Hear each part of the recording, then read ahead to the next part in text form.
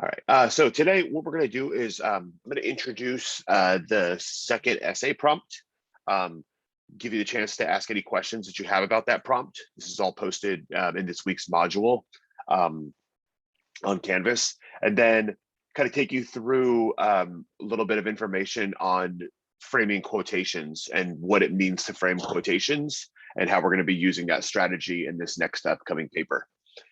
So let me just share my screen really quick and we'll take a look at the essay prompt.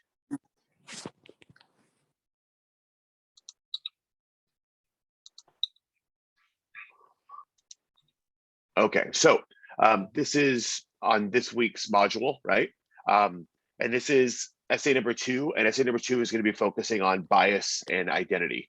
So this essay is going to be different than our previous essay, but we're still making a lot of the same moves, right? As far as like making sure that we're developing our ideas well with clear examples, analysis, right? Like supporting the claims that we're making. The major difference between this essay and the previous essay is in this essay, we're required to use outside sources to build our argument, meaning that you're going to have to use at least a couple different quotes or paraphrases, right? So either directly what the writer says, or like we talked about last week, taking the writer's ideas and putting those ideas into your own words, right? To be able to build your argument. So I'll give you some examples. That's what we're going to look at today of strategies of how we frame quotations to be able to effectively pull in outside sources and use them in our own writing. All right, so here's a little bit of background for this prompt.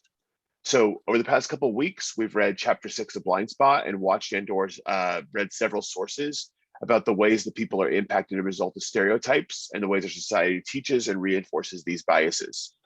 Right. So in Adichie's The Danger of a Single Story, she argues that a one-dimensional view of a social group, right, that she calls this idea of like the single story or culture, this ultimately contributes to bias and can lead to potentially damaging judgment. Right. So your second essay is going to focus and give you the opportunity to explore these ideas of stereotype and bias. So I'm actually giving you more than one choice on what you might want to write about, right? So there's 3 prompts that I've written, and then 1 prompt that if there's something on these 3 or kind of like a combination of these 3 that you wanted to come up with your own idea related to these readings, you definitely can. So let's take a look at the 3 prompts that are written out, and then kind of talk about that 4th possibility for a prompt. So for future essays, right, this essay and every essay beyond here, I'm going to give you choices on what you want to write about. It's all still going to be related to the different readings that we had, but there might be one direction that you want to go versus another direction that you want to go. The first essay, everybody had the same prompt. In this one, while the essays are going to be very similar, it's going to give you a little bit of freedom to kind of think if there's an idea that really stood out to you that you want to argue. You can move in one direction versus maybe somebody else in class is moving in a different direction. So here are the 3 options. So the first essay prompt, you're going to be choosing an identity that's revealed in Danger of a Single Story, Born a Crime, or an identity of your choice. And you use the ideas from Danger of a Single Story, chapter 6 of Blind Spot, to analyze the ways our society, our culture, and institutions create single stories or stereotypes that dehumanize people with this identity. So in a sense, like this is similar to the discussion post that we had, right? Like when we really started to dive into this idea of Danger of a Single Story. So this can be an identity that's revealed in one of our readings. So like, for example, you could look at Trevor Noah's experience and write about him. But this could also be an identity of your choice. Like this could be an identity that you have. This could be maybe if I were writing this paper, I might focus on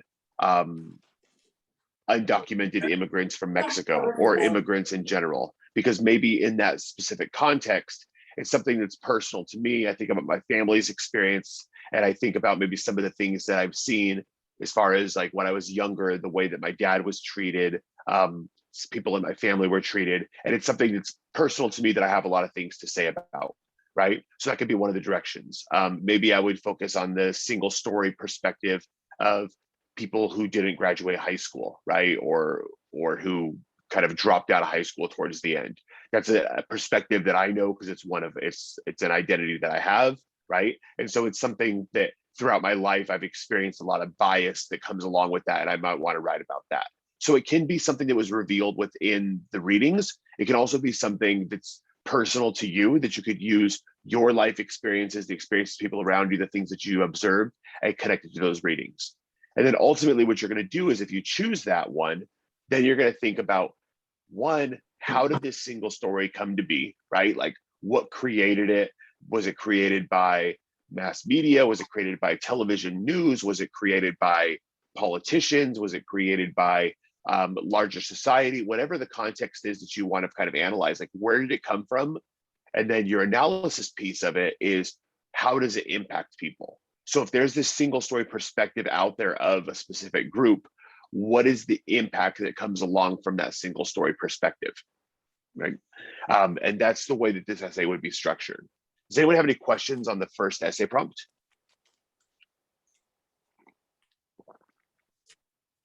So again, you'd be picking an identity, right? Could be an identity from one of the readings or one of your choice, and then really analyze, like, where did this single story identity come from? Who created it? How was it created? Was it reinforced by, sometimes we see identities reinforced by TV shows. We see identities reinforced by, even things like cartoons can reinforce single story perspectives, right?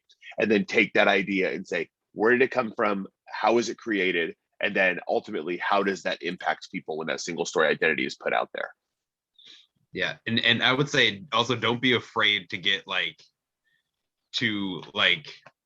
don't know, broaden your idea of identity a little bit, because I've seen a lot of students get stuck on the idea of maybe I want to talk about something, but it's not like what Blind Spot talks about of being an immigrant or being African American or something like that. I've seen people write stories about being a fan of anime as their identity, and talk about the discrimination that they've dealt with, or the kind of overall single story context of what an anime a person who loves anime is supposed to be like. So give yourself some room if you're a little bit stuck on well, what's an identity I can choose. Well, there's a lot of ways it could be related to your religion, something you're interested in, all sorts of things, not just the things that are brought up in single story and Blind Spot. Exactly. That's a really good point. We've read some really strong essays last semester. One paper in particular, a student wrote about the single story perspective of him being a gamer, playing a lot of video games, and the perspective was that he's lazy or that he doesn't have a lot of initiative. And it was no, this is just something that he enjoys doing in his spare time. But wrote this really strong paper about the ways that single story has impacted the way that people see him. Similarly, I've read strong papers about people who are athletes, and that kind of single story perspective of what a jock is. They get viewed as they don't care about school, or people have this stereotype that maybe they're only interested in sports and nothing else that matters. And this person's this is a damaging perspective as a college student, because here's what people believe to be true. And then a lot of that comes from movies, comes from TV shows, right? Where there's kind of these little examples that Phuc Tran writes about in the beginning of one of the first things we read this semester, of almost these little archetypes. This is what little side pieces of high school look like. And a lot of times those are just reinforced by movies, by pop culture, TV shows, things like that. One student wrote about being a farmer. I remember that one. Yeah, that was a really strong paper. Yeah. So number 2. So in chapter 6 of Blind Spot, Banaji and Greenwald argue that the most serious consequence of stereotype is their role in causing violence, imprisonment, and even death, or in their role of cutting off opportunities that make for full productive life. So using an identity from one of our readings or an identity of your choice, write a well-developed essay where you support or refute this argument. So meaning, do you believe this to be true? Do you believe that stereotypes can, in fact, create situations where there's increase in violence against people, imprisonment against people, or even can lead to people's death? Or kind of this idea of cutting off opportunities for people to have productive lives. In other words, can biases be so strong that it can lead to these type of consequences, right? So it's up to you, thinking again, an identity or more identities than you of your choice. And do you believe this argument? Can you support this argument with evidence that you've found, or things that you've experienced, or things that you've read? Or do you think maybe this argument is not as strong and I want to argue against it? Right. So again, here it's thinking about what examples of stereotyping have you seen that resulted in serious consequences, right? And so maybe if we think about things like, I've seen students, for example, with this paper, write about police brutality, right? And kind of, or looking like things like mass incarceration, or maybe share some of their own stories and situations where they felt stereotyped and how there could be some sort of like dangerous consequence to that. Yeah. Christine, did you have a question? Oh, no, I'm good, thank you. Okay. Are there any questions on essay prompt number 2? So again, it's really taking this idea about the serious consequences of stereotype that Banaji and Greenwald present in Blind Spot, and then kind of asking yourself, do I agree with this idea or do I disagree with this idea, and why? And that's what you would structure to build your essay. The third essay prompt is focusing on really analyzing Trevor Noah's Born a Crime, right? So in Born a Crime, so far with what we've read, he describes his life growing up as a biracial child in a heavily segregated country, right? Where race and skin color have really, really strong polarizing effects. In other words, like the way that he is treated is greatly, greatly impacted by skin color, right? Like everything within society, where he's able to go to school, what type of what type of quality education he has, what rules apply to him, what rules don't, what areas he's able to go, what he's not, right? Like all these things have this massive, massive impact on his life because of skin color and race. So in this context, you're going to be writing an essay where you use ideas presented in Blind Spot and or Danger of a Single Story to analyze his experiences and how he was affected by stereotyping or bias. So we see multiple different examples of the way that bias impacts Trevor Noah's life, right? Whether it's by the government in the system of apartheid and creating a context where he's living in this segregated society, or even in situations with his own family, right? We see the way that he's treated by his grandmother is different than the way his other cousins are treated. We see different ideas that sometimes like some of the biases in the way that he's treated, right? Like he's not disciplined in the same way that his cousins are, right? Because famously, his grandma has that quote about like not being able to spank a white child, right? We see the example of the perspective that like his prayers count more. That's his family's perspective, right? Because of the biases that they have, right? But then we also see some examples of the way that he's treated when he's goes to school. Well, here's the school you should be in because of your skin color is lighter than other kids, right? So it's like there's very, very strong examples throughout his piece about how his life was greatly impacted by a single story perspective or who he is or what he is, simply based off race and living in a segregated society. So in this case, if Trevor Noah's book is really standing out to you, if the experiences that he's writing about is really standing out to you, then what you'd be doing is looking for different examples from his reading to be able to analyze those experiences about how his life is impacted because of stereotype and bias. Any questions on essay prompt number 3? Oh, I do. So this one is pretty awesome because this book's freaking amazing. I tell my parents about it all the time. They laugh at the jokes and stuff. But Oh, cool. Yeah, it's funny. I'm like, Mom, this reminds me of you, Mom. And she starts laughing. So, but the thing that weirds me out with the third one is write an essay where you use ideas presented in Blind Spot or Danger of a Single Story. So do we have to use those? Yes. Analyze? So you would, Yes. That's right. So you would use those as a way to get to a deeper understanding of what's happening in Trevor Noah's book. Okay. So for example, like they say, like, so if I look at the previous quote, right, from essay prompt number 2, in essay prompt number 2, it says stereotypes have a role in causing violence, imprisonment, or even death, and their role in cutting off opportunities that make full and productive life, right? Yeah.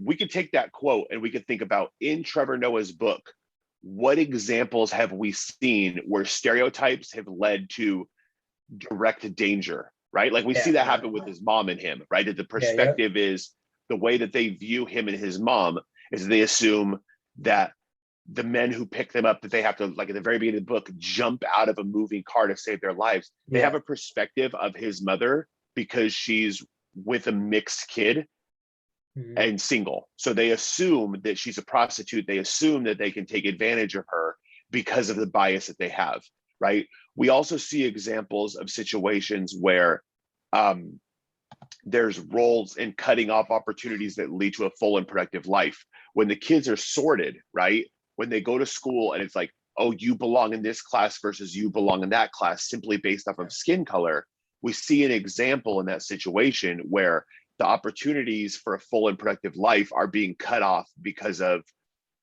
the perspective or the single story that we have. Yeah, I remember. So then Okay. a question in the chat, like Bisola had the question, can we use articles from online for the essays? I think you can, right? Like I think you can use another source from outside if you want to, but I don't think that you necessarily need to. But if there's something that you read, like let's say, for example, you're analyzing a single story and the impact that that single story had, and there's like an article that you read online about the impact that bias has, or maybe like, for example, a news article or something that's current, that's happening in the news, absolutely. If you wanted to use another source in this paper, you definitely can. The thing that you want to make sure that you're doing is that you're also, if you are going to use an outside source, you're still using our class readings to help build that argument. And then essay prompt number 4, this is just the option that if you want to explore an idea that's really not covered by one of these prompts, or kind of like a blend of one of these prompts, if you want to come up with your own focus for your essay's direction, awesome. Just let me know. You can email me kind of a direction that you're thinking of going, an idea for a prompt you're thinking of doing. We can arrange to meet on Zoom. And I just want to kind of like chat with you about it before you start writing, just to make sure that, you know, what you're going to be exploring will be enough to be able to build this essay, and also not too much to feel overwhelming for this essay. So here's kind of the quick criteria for success for this essay. It's going to have an introduction with a clear controlling idea, an argumentative thesis, which we'll focus on, right? We've talked about already. A conclusion. So we're going to talk about conclusion for this essay in an upcoming mini lesson. So this time, you know, I'll go over some strategies of putting together an effective conclusion, really answering that so what question, kind of some big takeaway, broken up into paragraphs with one supporting idea. This is a big difference between the previous essay and this essay. You have to use examples or relevant ideas or information or quotes that demonstrate that you're familiar with at least 2 sources that we've read or watched, right? So Greenwald and Banaji, right? Blind Spot, Adichie's Danger of a Single Story, or Trevor Noah's Born a Crime. So a paper that has to have at least 2 quotes or paraphrases from at least 2 of those different things, it has to have them or the paper can't pass, right? So meaning you have to use the readings to be able to pass this essay. So if that happens where you didn't use the readings in the essay, right, it's really impossible to be able to address these prompts without using these readings. But if something happened where like your essay, you have some ideas, it didn't pass, remember, we're able to revise these papers. So just in case that happens, it's not like the greatest set in stone. It's just one of those things where we'll go back, we'll look at it together. You can meet with me, you can meet with Chris, and we can give you some strategies on how to use the readings. But the way that I've built the essay prompts, they directly require you to use the readings to be able to support your argument. So then this last thing, you know, the rest of it's going to look very similar. It's about 750 to 1,000 words, like 3 to 4 pages. MLA and a works cited page. We're going to talk about works cited for this essay in the upcoming weeks. And then the last thing is, today we're going to focus on this idea of having well-framed quotations and paraphrases where we introduce the source and give analysis to show how the quote that we're using or the paraphrase that we're using supports our argument. Are there any questions at all about this essay prompt? Can we start writing the essay now? Yeah, we're going to kind of chip away at it. So over the next coming weeks, I have some different activities that are like you working on building your essay. So actually the first place that you'll do that, let me just share my screen one more time with Canvas. The first place that you're going to do that, I'm going to leave this, is going to be here. So I have a discussion post, and the discussion is you selecting which essay prompt you're going to focus on, right? Okay. So you're going to basically share in a discussion post which essay prompt you've just picked, right? Why did you select the prompt that you did? Is there a specific reading that you really gravitated towards that really made you think about this prompt? Do you find one prompt easier than the other? If so, why, right? Are you going to write about personal experience? So like all of these questions that you're going to be focusing on, like explore what identity or stereotype you're going to be focusing on in your essay, which one of the readings are you planning on using to build your argument? This is a pre-writing strategy, right? This is really going to help you. It's like, this is your brainstorming for your essay. So just by doing this first discussion post, you've started working on the essay, right? Okay, Mhm. now that makes sense. Thank you.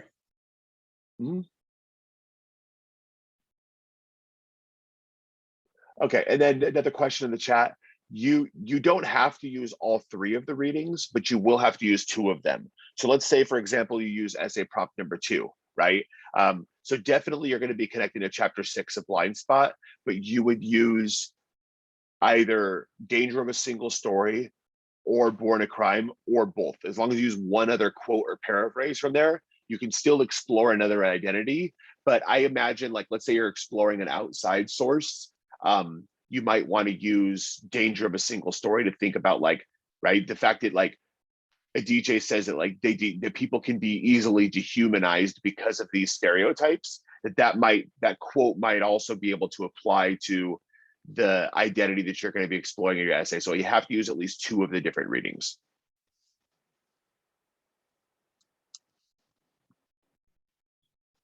So this week I put this reading in here, and I'm going to talk about this a little bit, but this is going to be here for you to reference. You know, in the past, I used to have people buy a book that gave some strategies for writing essays called They Say, I Say.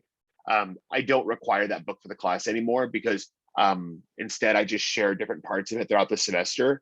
But this book, I'm sharing a chapter for this book on framing quotations that I think is really strong. So after I'm done going over this, this is here for you to read this week to give you some strategies on how to be able to effectively add quotations into your essay and make sure that 1, you're giving the reader context for the quote that you're providing, and then 2, you're providing strong analysis for the quote that you're using so that the ideas, your reader is clearly able to see how the quote you're choosing to use relates to the point that you're making.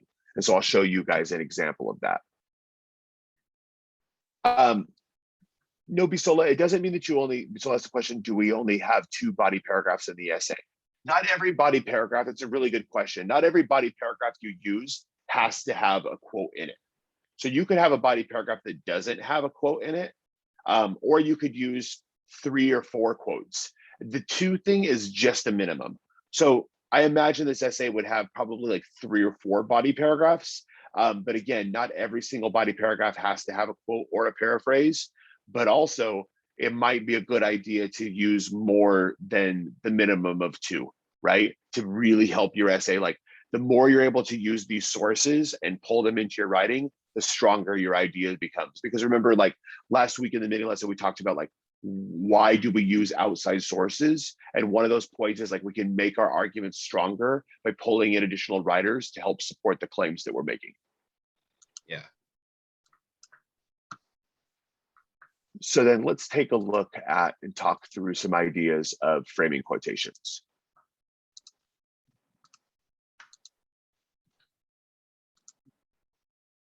Okay, so framing quotations is this idea of how we build analysis in our essays, right? That we can really make our essays stronger and dive into deep analysis when we're using outside sources well in our writing. So this is going to echo some of the ideas that chapter that I posted on Canvas from They Say, I Say about the art of quoting. This is going to echo some of those ideas and kind of present them in a little bit of a different way. So going back to what we talked about last week, what are some reasons why we quote or paraphrase outside sources? Other than the fact that I said, oh, it has to be in this essay, like why do this? Why put these in our writing? Why quote writers or paraphrase writers?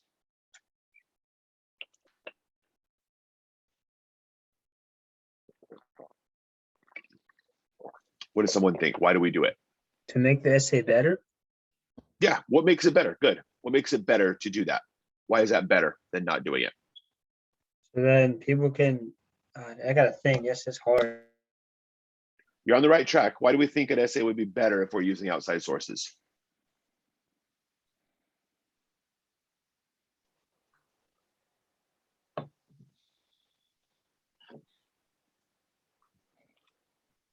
Anyone have an idea why you think an essay would be better? I agree with you, but why do you think it would be better to have quotes or paraphrases in an essay than to not have them? It brings credibility to your writing. You're writing about Yeah. something that Yeah. someone else with who the reader might already know about, or at least know about their position or authority has stated something about. So that Absolutely. We saw Bisola wrote the same thing in the chat, right? It gives your essay more credibility, right? Like it makes your argument stronger, right? If you can use ideas that somebody else is saying, if you could also like use those ideas to support the claims that you're making, it makes your argument stronger, right? Like it adds credibility, it adds additional perspective, right? Like it fortifies your argument and makes it stronger. So when we're quoting, right, we want to make sure, I went too far back, there we go. We want to make sure that we give the writer enough information, right? That we really provide a writer with, or excuse me, a reader. As writers, we really provide our readers with as much information as they possibly need to fully be able to understand what's going on. So in this chapter that we looked at, that we're going to look at this week, called The Art of Quoting, they talk about this idea of a hit and run quotation. I think this analogy makes a lot of sense, right? If you've ever been the victim of a hit and run before, right? Has anyone in here ever had their car been the victim of a hit and run? Where somebody's hit their car and then took off? That's happened to me, yeah. This happened to you, Chris? So when that Yep. happened to you, what kind of information were you left with after the hit and run? Nothing but a dent in my car. Exactly, right? Like I think this guy right here's posture kind of says it all after he saw his awesome little Tesla get hit, right? Like he's just kind of standing there with like possibly a confused look on his face. We can't tell with who this guy is, but like his posture of just like like no information, right? Other than your car is trashed, right? And so like in this chapter that I posted online, they talk about this idea of if we take a quote, if we just take an idea and just kind of throw it at our reader without giving them any information, they're kind of stuck without really feeling like they understand fully what's happening here, right? If someone doesn't hit and run you, if someone hits your car, it's unfortunate, but it could have been an accident, right? But if they leave you information, now you're not stuck, right? I have an insurance number that I could call about. I can get my car fixed. I don't have to pay for it out of my pocket, right? I know the person's name. I know all sorts of stuff, right? Like that's helpful in that situation. When something like this accident happens, we need context. We need information to feel complete, to fully understand something and to be able to move forward, right? And so think about this same analogy that in the same way that if we just accidentally hit into somebody's car and then drove off, we'd be leaving them with nothing. If we take a quote and just kind of like throw it in a reader and don't explain the significance of that quote, the reader is going to be confused. And because the reason is not everyone reads something the same way, right? Not everyone comes to the same conclusion that everybody else does. So it's really important that after you read something, you explain to the reader, here's why I think this is important, and here's why this relates to the point that I'm making. So here's an example of a hit and run quotation. So if I were to say, Trevor Noah states that we tell people to follow their dreams, but you can only dream about what you can imagine. And depending on where you come from, your imagination can be quite limited. I think this is a really important idea. Another impact of stereotyping is, if this is my writing, what's wrong with this little paragraph that I have here? If I give this Trevor Noah quote and then I said, I think this is a really important idea. You don't give And then more I move on to context another about the idea. quote. Right. One, I don't give context about the quote. Good. Right. So you don't know what the situation is that he's writing this about. You don't know who Trevor Noah is, right? You don't know any context about the quote. Good. What's another reason this is a hit and run quote? What's another problem with me just doing this? If you're my reader and you're reading my essay and you're like, there's one problem, you don't give enough context for this quote. What's another problem for this? I think this is a really important idea. Cool. Why? Right. Exactly. I'm not telling you why I think it's important, other than I just think it's important. So I'm not giving you any kind of analysis. It's just, I think it's important. Moving on to the next point. So I haven't done my job as a writer to either, one, to Sebastian's point, give you context for this quote, and two, to Anthony's point, explain why I think it's important, give you analysis to this quote. So that's your job in framing a quotation. And an analogy, oh, there we go. Analogy for thinking about this is in the art of quoting. That's the reading that I posted on Canvas, that you'll have the opportunity to read this week. The authors argue that as a writer, it's your responsibility to present quotes in a way that your reader clearly knows, one, why this quote is relevant, and two, how it connects to your argument. Remember, you can't assume that quotes speak for themselves, because not everyone's going to read something the same way, right? You need to make sure that your analysis of your ideas that you're quoting or paraphrasing is clear to your reader. Don't assume that the reader is going to read the same thing that you did and be like, oh, I understand this in the same way that you did, right? Because we can all read something and have a different understanding of it, right? Just in the same way that we can listen to a song and somebody can love it and another person can hate it. Or we can go see a movie with a friend and one of us can walk out and be like, this movie is amazing and I want to see it again. And another person will be like, I hated this movie and I don't ever want to watch it for the rest of my life, right? Like, we cannot assume that the reader is going to have the same perspective on something that we do. And this is a really important idea that comes from the art of quoting, is this idea that it is your responsibility to make sure that you provide the reader with the context and the analysis. Any questions about any of this so far?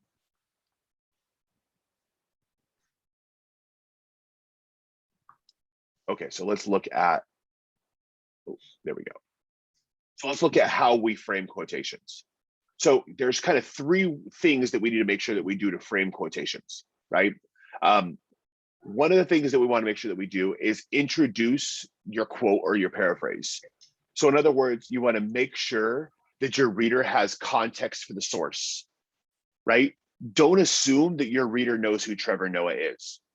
Don't assume that your reader knows what Danger of a Single Story is.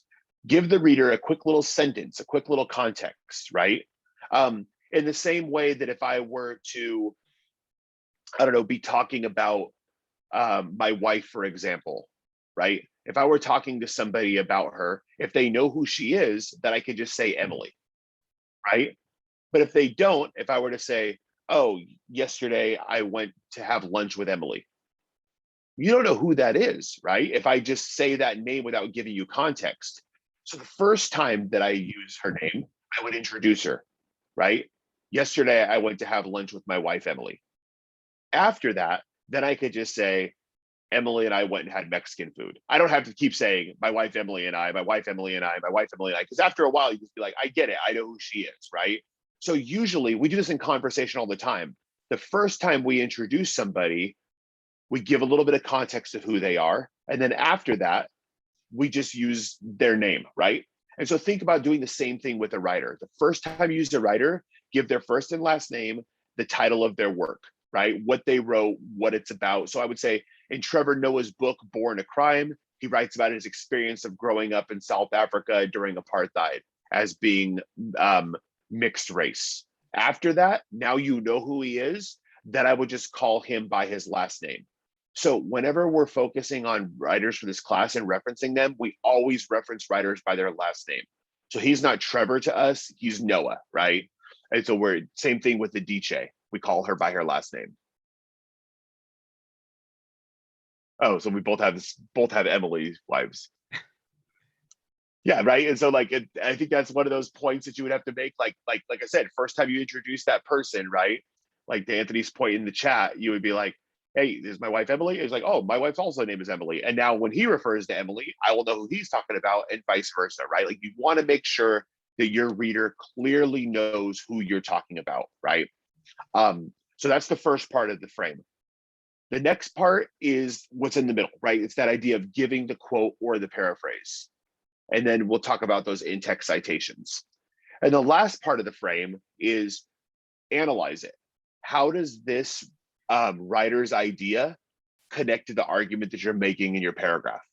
And that's the kind of heavy lifting of it, explaining why that point is important to you, explaining why you think that point is strong, or why you disagree with it, or why you chose to put it in your essay, right? Like, again, don't assume that your reader understands things the same way that you do.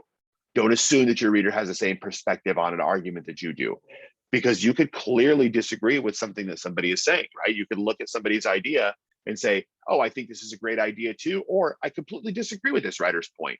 So you're not going to have the same perspective as somebody else on the same thing that you're reading.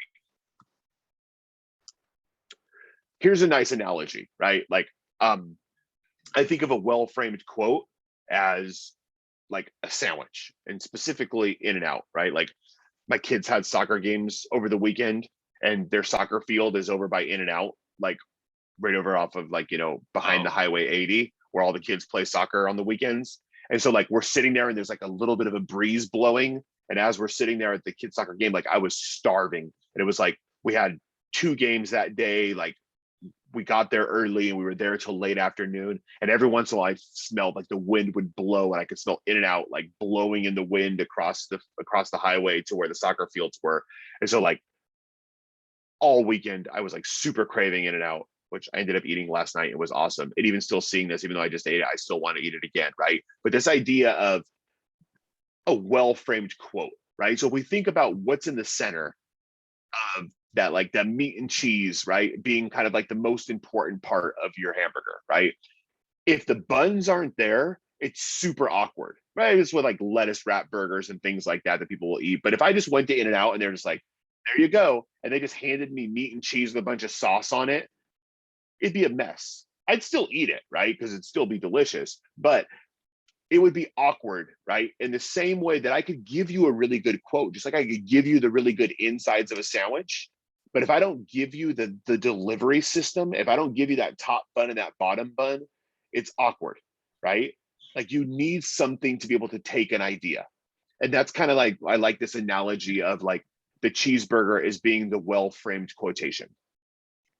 I would say, just for like an example, like think about how we do this even in normal conversation. If I was talking to somebody and it was like, hey, there's this new Thai restaurant that's really good, we should go check it out. My friend Gary really likes it. There's my quote. My friend Gary really likes it. But who the hell's Gary and why should I care? Right. So I'm going to give you some more information. Like, my friend Gary, who's a culinary expert, been in culinary school for 4 years, he thinks this place is really great. And the way he described the pad thai there just blew my mind away. And I think we should go there. And there, I'm giving you a whole lot more to work with. I'm giving you a whole lot more to convince you of my argument that we should go get some Thai food. And also, like, to Chris's point, it sets up his friend as somebody you should listen to, right? Yeah. So, because otherwise, if you're like, oh, my friend Gary, who doesn't really like Thai food, wanted to go there, I'll be like, yeah.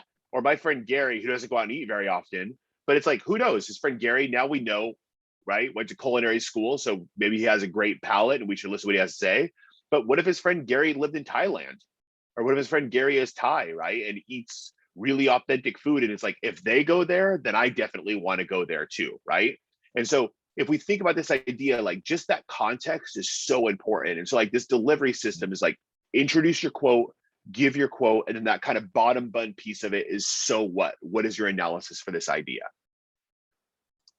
So here's how we would maybe fix this hit and run quote. So if we go back to this hit and run quote, right? Trevor Noah states, we tell people to follow their dreams, but you can only dream about what you can imagine. And depending on where you come from, your imagination can be quite limited. I think it's a really important idea. Clearly, my hit and run quote is broken, right? Like, it doesn't dive into anything. It doesn't do any of the things that a well-framed quote should do, right? There's no example. There's no analysis. There's no introduction to the writer. Like, I'm missing major things here. So here's an example of this same thing framed well. So the blue piece is the introduction to the quote, right? That's the top bun.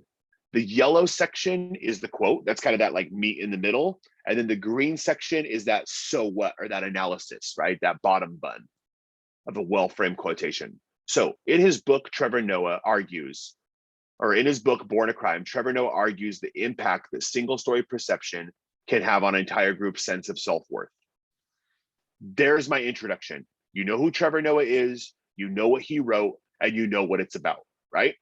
There's a little bit of context. The same way, like the example that I gave about like something as simple as like who I had lunch with yesterday, or Chris giving his example of who his friend Gary is and why we should listen to him about Thai restaurants, right? Now here's my quote, same quote that I used before. Noah states that we tell people to follow their dreams, but you can only dream about what you can imagine. And depending on where you come from, your imagination can be quite limited. Right here, you can see that one of the things that I did is just add the page number that I took that quote from. This is called an in-text citation, right? The LR10 covers this also, but all we're doing is we're letting the reader know, here is where this idea came from. So if you're using a quote from Trevor Noah, or you're using a quote from Blind Spot, all you'll do is in parentheses after the quote or the paraphrase that you use, you put the page number that it came from. If you're using a quote from Adichie's Danger of a Single Story, right? It's a video, so we don't have page numbers. But what you would use is you would just use a little timestamp. So just like, you know, if you see sometimes on comments on YouTube, someone will be like, you know, laugh out loud at 1 minute and 54 seconds, right? So if you use a quote, you would just do that same thing. You would just say, here's where it came from. Here's this quote of Adichie's, and it came from 2 minutes and 13 seconds to 2 minutes and 26 seconds. And you would just write that out there, just so your reader knows the idea is not yours, and here's where the idea came from. So I have my introduction to my quote, I have the actual quote, and then this green section, this is now my analysis. Noah's argument illustrates how people in his neighborhood have internalized the stereotypes and others' low expectations of them. This is especially detrimental because it has affected their mindsets, limiting their ability to socially progress. So now I'm explaining what the quote means and why I think it's important. And now I could even push it a step further. I could think about my own personal experience. As a kid, I've grown up witnessing the same thing happening in my neighborhood. And I can just keep going, growing up in an environment where a bunch of people around me felt that, right? And I can kind of give some examples, an example of maybe kids that I grew up with, an example about how I had friends who didn't really have big dreams, that I didn't really have big dreams, because in the neighborhood that we grew up in, you know, those type of things weren't expected of us, right? And so I think that like, this is an example of how you can see where as a writer, I went from here, right, to here with adding detailed examples. Any questions about that so far? So then the number thingy. So like I don't have to put like who said it, I just put the number. Yes, The because you already 73 know. So yeah, so this is just the number of where I got it from. And you don't need to write the writer's name in here because you know who said it, because I put Noah states at the beginning of the sentence. So you know it's okay. Trevor Noah because I introduced him, Yeah. right? Okay. So there's no confusion that this could be an Adichie quote, because remember that idea of framing, you know who the writer is when you use it. Yeah. Okay. Thanks. Any other questions about this piece with framing quotations? So let me stop this share, and I'm going to go to Canvas really quick and show you what you're going to work on framing quotations.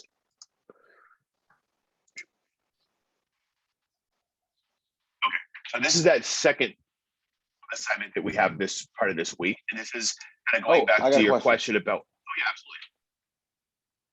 absolutely. I know that in Danger of a Single Story, a DJ has a quote.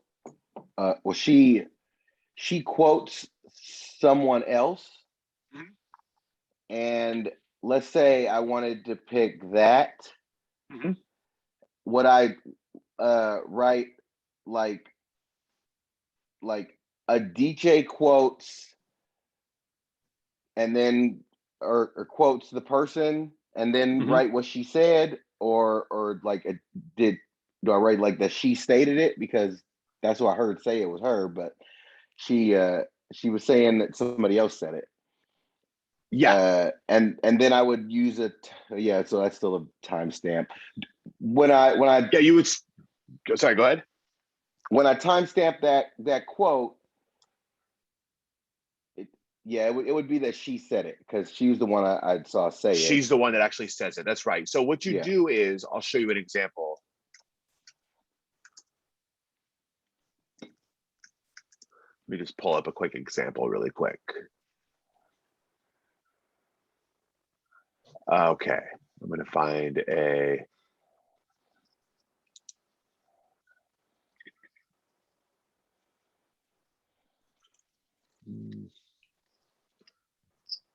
Actually, I have Trevor Noah's book right here, and I'll find a quick example of where Trevor Noah does it.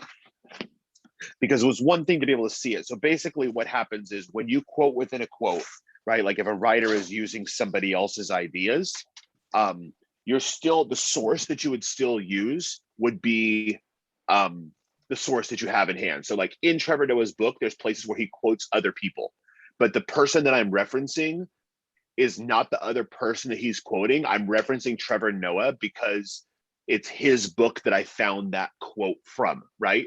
This is my source. Everything in here is still part of my source. So for example, if I find a situation where he quoted somebody specifically, right?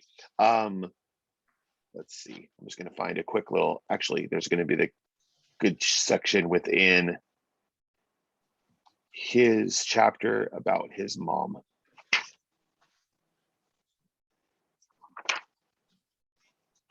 Give me one quick second. I'm going to find the quote that I'm looking for.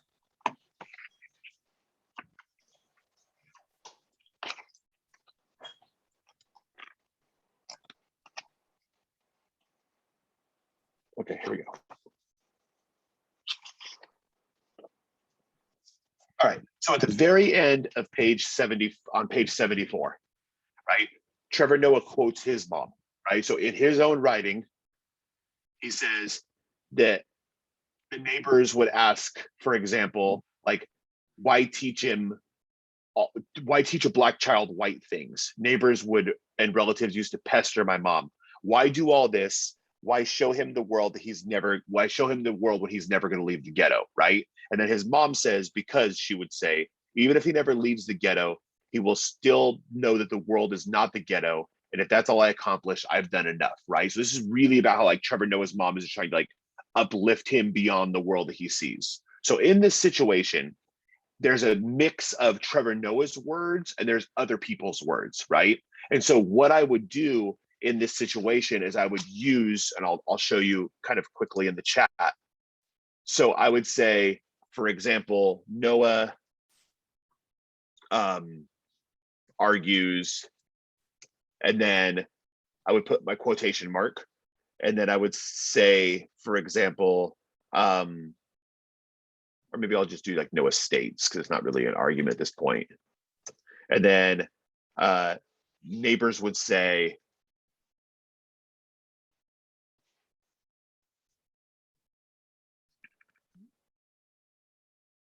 so the people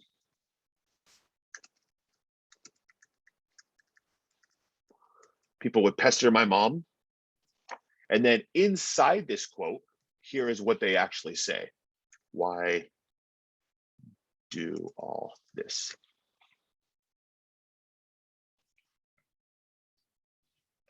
And then, so here's a quick little example that I just kind of pulled fast, right? So it's not as detailed as it could be. So Noah states, and here's Noah's words, people would pester my mom. And then inside that, he quotes what they would say. So what you would do when you have a quote within a quote is you use the single quotation marks, right? So he said, people would pester my mom. Those are Noah's words. And then the other people's words, what they're saying is, why do all this, right? They're asking that question, like, why is she going through the trouble of taking him and showing him, you know, rich white neighborhoods? Why is she taking him to all of these museums, all these different kinds of places? And then so that question they have is their words. So anytime you're using somebody else's ideas within somebody else's ideas, use single quotation marks. So if that's a situation that you're doing in your writing and you run across those, let me know and I can look at them with you and just kind of make sure that you're doing it the right way. the big thing that I care about right now is not as much that this stuff is perfect, because we're just practicing it. The only thing that like the one move that I really want you to make sure that you're doing is practice showing that here's where I got this idea from. These are just moves that we're practicing. Like this stuff is never like, oh, I've got this, it's always perfect. It's just like, I'm aware that I need to be able to use this outside source and give the writer credit for these ideas. And then the rest of that kind of stuff, I'll just show you the little tricks along the way, because that's just like a little grammar trick of when you use a single quotation marks versus double quotation marks. So let me go back really quick to share this. So this is the last little part of what we're doing for homework this week that's going to help build your essay, is framing quotations, right? So if this last assignment, for this last assignment, you're going to be sharing 2 quotes and framing those, right? So once you kind of decide which essay prompt you're going to be focusing on, this is the last thing on this week's module. Is this assignment, you're going to select 2 quotes or paraphrases from our reading that you think you might be using in our essay. Then you're going to practice framing both of them the same way that I did the example that I shared, right? So when each frame quotation, you need to make sure that you've introduced the source, right? Give the writer's first and last name, the title of their work, and a quick little overview of what it's about. Provide the quote or paraphrase, and then finally analyze it. Why is this quote significant? How does it relate to the argument that you're creating? What is the takeaway the reader should have, right? Just like the example that I gave you with originally that hit and run quote that I had, and then the framed quote with here's an introduction to this quote, here's the quote, and then here's the analysis behind it. And that'll be the last piece of homework that we have for this week. So these steps along the way will be building your essay, like working towards creating your argument, so that like when you start writing the essay, you already have this kind of stuff done, right? So this is like, we're actually starting to write the essay by doing these activities this week of the free writing with the why you select the prompt that you did and asking people follow-up questions. And then next, the quote framing assignment that you'll be turning in. Any questions at all on anything that we went over or anything that's due this week?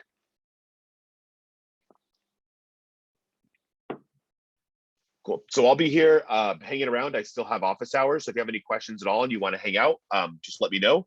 Yeah. You can hang around. Chris and I will be here for a bit. So yeah. And then if you have any questions when you're working this week on any of the quote framing or anything like that, or any of the readings or pulling out those big ideas, please let us know and we can arrange some time where we can meet and go over those things together. Yeah, feel free to reach out if you're having any difficulty with the essay or any of the readings. And I'm going to be setting up a workshop to discuss the essay, just like I did for the last workshop, for next week. So look out for an announcement from me giving you the time for that. Awesome. All right, cool. Thanks for coming by, everybody, and just let us know if you have any questions.